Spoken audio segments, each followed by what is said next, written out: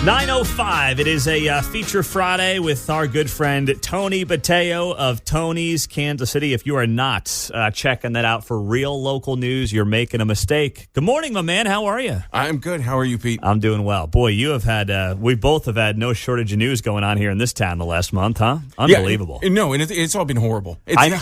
It's just a nightmare. I mean, I don't want to be too down in the dumps. We're going to talk about something fun, to finish, but to start out. And this week, I mean, it follows along the same path. I noticed your Twitter beef. I saw a little bit. Did you see that? I did see a little bit of Twitter beef. A little Twitter beef with Manny Abarca, the Jackson County legislator. Yes, and I've heard you riffing earlier, and I don't know. I want to go. I want to turn the tables just a little bit. Well, no, that's fine. Listen, here's the deal. I get trolled all the time on Twitter, right? As do many of us, and most of it I ignore. But yesterday, he took a tweet of mine from earlier in the week where I said the Crown Center shooters, which was gang violence, we now know, I said that those were thugs. Mm-hmm. And it was in the wake of, obviously, Quentin Lucas saying Governor Parson shouldn't call the parade shooters thugs. And I'm like, no, by the definition, they're thugs. So he takes this tweet from a couple of days ago, and he says, still thugs, ? Or are we ready to talk about gun reform now? He writes here, Blue Lives Matter means caring about the easy access of guns against them, I assume meaning cops, too. And it was just one of the stupidest trolling attempts I've seen in my life. I just write back, yeah, Manny, anyone who shoots a cop is a thug. Yes, they're still thugs. This is by definition a thuggery act. And I said, stop using a dead cop to push your BS. Mark's going to have to hit the dump button here because I'm going to say the word on air, but I'm not. Stop using a dead cop to push your bull. And it's disgraceful. Listen, there's a lot of people in this town looking for attention in politics, but what I've seen from that legislator in particular, like whoring himself out to every CNN hit he can try to get himself on, is a new low. It's just a new low and a new level of embarrassment. And usually I ignore that stuff, but you're going to use a dead cop to push your narrative? That's BS. Well, and after this week, it really does hit different, especially after the tragedy and Independence of the officer and the process server being killed in a triple shooting. It really does hit different. The anti-gun, and I think progressives and I think Democrats, mainstream Democrats, would be well off to kind of understand it hits different when a police officer gets killed, because you've had this controversy in Kansas City that we're both familiar with of defunding, of fully funding the police, them still being 300 officers down. It's like, yeah, it like the tweeting saying it's the guns and I want to protect them that's one conversation I have, but you and I have been having the conversation like, hey, these guys need staffing and funding, and the money talks more. I mean, all this thing, all of politics, all elected officials, it all just comes down to allocations. But they lost the narrative on the guns the second we find out, there's kids with guns at the parade rally. That's illegal. One of the adults has an illegal weapon on him, and, the guy also has a criminal history with guns. Right. So they lost their narrative once the facts came out. And here you've got, we don't even know what really happened yet yesterday in Independence. But the notion that you would use the killing of a dead cop without any other facts to push gun reform is so shallow, because there's nothing you can point to that would have changed what happened yesterday without having any facts. I mean, within hours or minutes of this poor officer, Cody Allen, 35 years old, his two little kids are finding out that daddy's not coming home. And you've got thug legislators in Jackson County pushing their political BS without any facts. Thug, and that brings me back to the thug, that whole controversy with that statement. It was I think on my blog we kind of unpacked that a little bit, and it was a distraction, because you have in Kansas City concern about public safety uniting a lot of people, but when you start throwing in when Mayor Quinton started throwing in the thug comment, he was upset about that really does divide people along partisan lines. You know what I think happened there? So the governor called them thugs on this show the day before, right? Right. And then white lefty media freaks out about the word thug instead of like people getting shot and stuff like that. So he gets asked about it on National Panhandler Radio, and I think he just kind of was trying to cater to who he was talking to. and didn't think anything of it. And then it got national attention. And he was like, oh, crap. I think if I asked Quentin Lucas privately if he would call them thugs, he would say yes. But I think he gets caught sometimes, and all politicians do, but sometimes saying things to people that they want to hear. So when, this other guy in town on another radio show tries to be like, oh, you wouldn't call them thugs, would you? They're just, it's like, no, they're thugs. We can say that. Barack Obama famously, didn't back down from calling thugs in Baltimore back in 2015. He said, if you're doing thuggish stuff, you're a thug. There's not a racial component to thug. The guy yesterday in Independence who shot cop, he's a thug.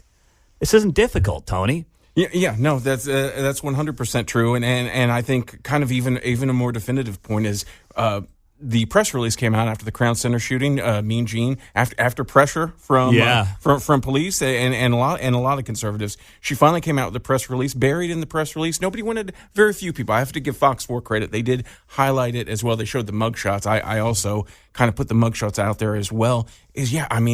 Gang members, and we've been talking about this. It's kind of it's a low key thing that Kansas City does have a gang problem, and it only gets worse. And then that connects us back to the partisan slap fighting with the border. And these were it seemed to be that they were Latino gang members. That brings up a lot of heat with how does this implicate the border? They look a little bit older, maybe not new arrivals. They were adult men. I haven't at all tied that to the border, the Crown Center arrests. Until once again, if there's some facts that show that they're here illegally, part of some gang, then maybe. But for now, I think the issue based on the facts that we have is a prosecutor's office that I also think, and I asked the mayor this, is kind of starting to get the ducks in a row, so to speak. They're feeling the pressure in the wake of the Super Bowl shooting, and suddenly things are starting to move. They'll never admit that's what's going on, but that's just my read on it. What about you?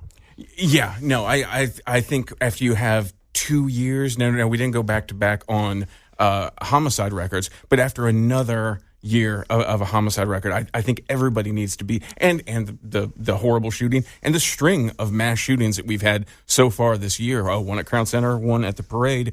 I don't think the Independence one qualifies, but again, depending on, multiple people were shot. It's not your traditional mass shooting, but right. But I think everybody's becoming aware that if our elected, if they can't do the job of basically protecting the voters, what good are they? Yeah, and that's I think where a lot of people in this town are and starting to wake up to it. So, you've covered the news cycle in this town as well as anybody the last few weeks. Where do you think we are when it comes to that prosecutor's office in general? It's open right now. Gene's not running for re-election. But until things get cleaned up there, I don't know how it's going to get a whole lot better. Well, the new election, there's a little bit of hope. There's a lot of people throwing their hat in the ring. Quentin has a favorite that's coming from his office. Gromowski is kind of is from inside the prosecutor's office. He's maybe a light of hope there. I had him on the other day. I teed it up for him. I thought he was, I wasn't impressed. I'll put it that way. Okay. I'm willing to take a listen to the interview. Let me know what you think. But I had hope because I've heard good things about Gromowski. But, man, I gave him every chance to basically say, hey, this office is not working well right now. And I get it. He's in the office. He's got to play a little politics. Right. But, if you're going to run a status quo with Gene, I'm telling you right now, you're not going to get a lot of support, nor should you. Yeah, no, that's one that I would really like people to kind of drill down and realize what overreaching implications that has when they're voting on it. It's coming right up. It's 2024. They're going to be voting on it in November, right? Yeah. So that's one where I hope that's great that you already talked to him. I didn't. I will go back and look at that. Yeah. But there's already a ton of people throwing their hat in there. So we'll see who gets eliminated first, but it's going to be a contentious race, I think, because now I believe, and probably because a lot of the work you've been doing is people know how important it is, the implications of it. I said in 2020, it was the most important race locally, and I think it will be again here in 2024, no doubt about it. You're telling me you're not subscribed to our podcast, Tony Botello? Come on. Where's the loyalty, brother? I'm just kidding.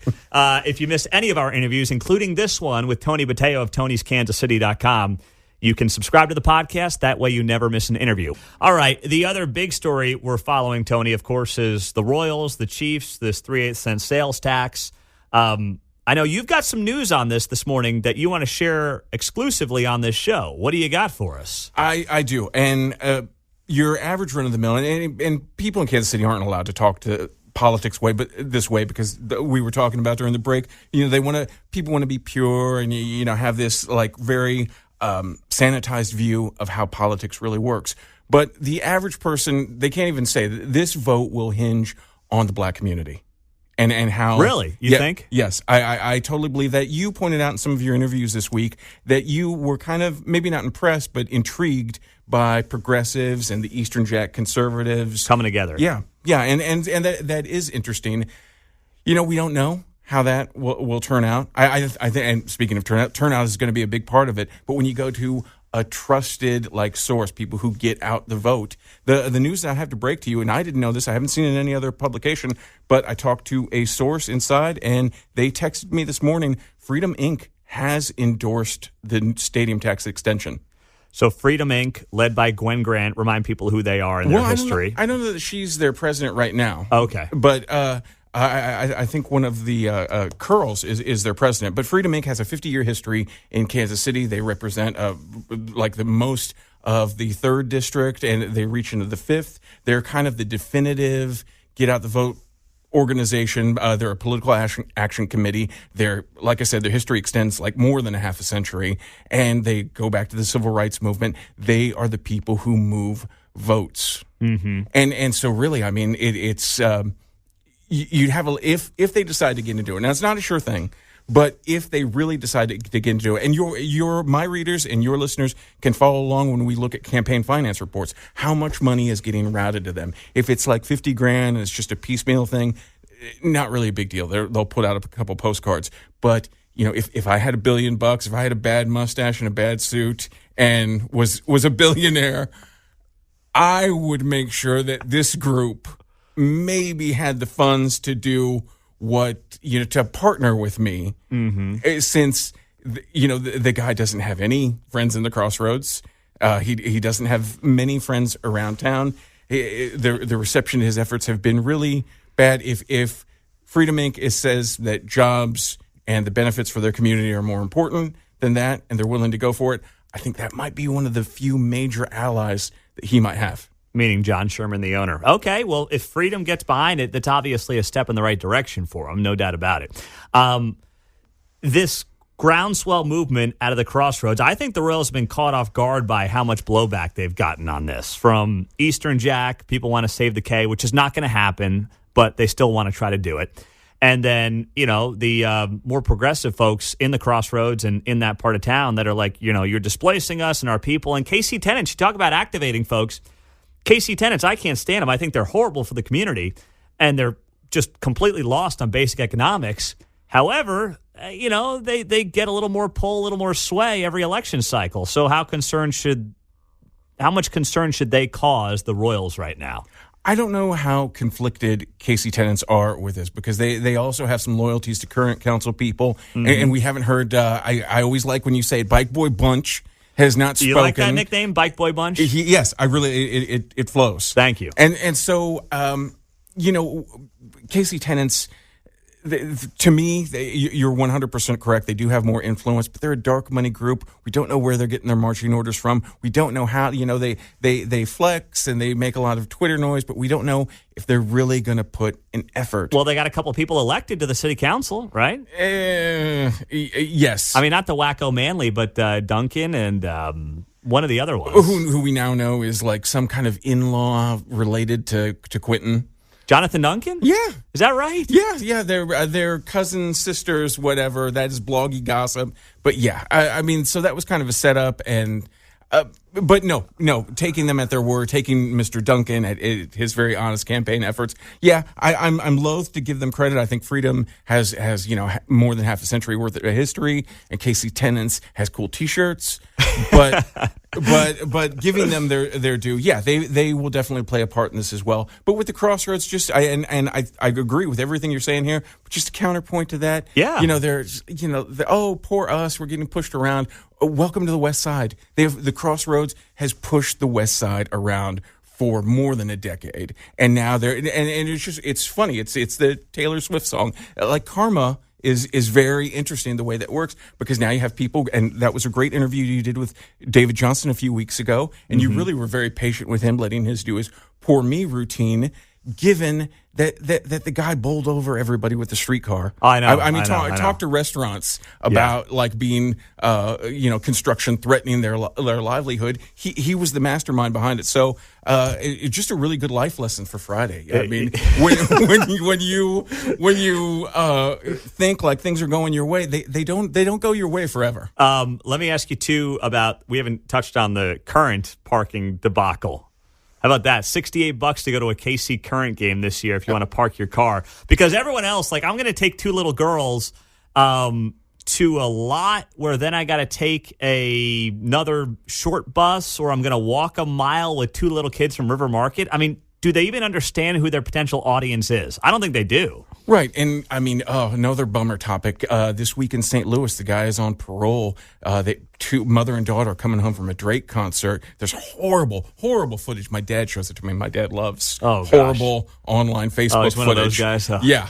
And so he showed me, it's just a nightmare footage coming home from a concert. We have to worry about this with Royal Stadium as well. This mom and daughter just wiped out guy who was driving like must have been 100 miles an hour near a concert arena in downtown St. Louis. He's on parole, just let out. And so, I mean, yeah, it's and Preston, in your really great interview this week, Preston Smith, mentioned like, the parking concerns for downtown, they can get serious really quick. Mm-hmm. And so it's not just like, oh, I'm inconvenient. And some of the opponents and supporters might write it off like, oh, do your feet hurt? Sorry, Grandpa or Karen or whatever. But no, it's a very real concern, and it's another public I'll safety tell you threat. right now, me bringing two little kids or taking a family to a Current game, we'll spend more money on tickets and everything else than a couple of hipsters who are on their last $10 trying to get into a soccer game will. So the Current, they need to realize who their audience is going to be. It's more likely to be families than it is anybody else. Last thing here in the next minute or so, on a bright note, we do have St. Patrick's Day coming up. Think we'll get a full parade showing, or are people going to be scared off a little bit? I just love Kansas City history. Started in 1973. This doesn't have its roots in Irish tradition. 1973.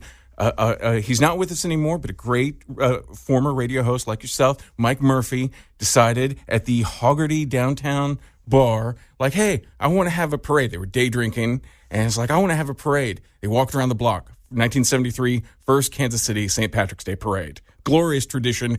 Nobody should expect public safety. It's always, I grew up in Westport. It's always people, but like it's women puking on the sidewalk and lost teeth.